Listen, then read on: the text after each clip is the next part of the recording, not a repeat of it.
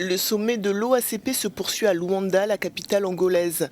La lutte contre la pauvreté, les actions en faveur du développement durable et l'intégration dans l'économie mondiale des pays qui composent l'Organisation des États d'Afrique, des Caraïbes et du Pacifique restent les objectifs majeurs de l'organe, dont l'Angola assure la présidence tournante pour les 3 prochaines années.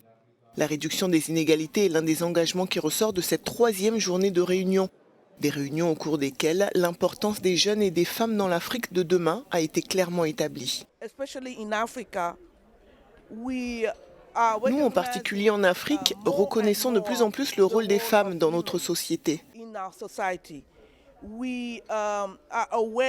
Nous sommes conscients que sans elles, nous ne pourrions pas vraiment construire l'Afrique que nous voulons. Et les jeunes, ils sont l'avenir de l'Afrique. Donc nous comptons vraiment sur eux. Mais les jeunes dans les pays en développement, ils rencontrent beaucoup de difficultés en raison de la faiblesse de nos économies, du type d'école que nous avons. Leur taux de chômage est aussi très élevé dans la plupart des pays africains. Et c'est ce genre de problème auquel nous sommes confrontés sur le continent. Les chefs d'État des pays de l'OACP sont censés s'engager pour consolider la solidarité, mais pas seulement.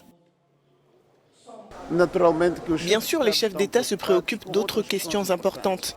Et dans cette déclaration, il y aura des questions liées à l'environnement, à la lutte contre le changement climatique et à l'engagement important qu'il doit y avoir de la part de la communauté internationale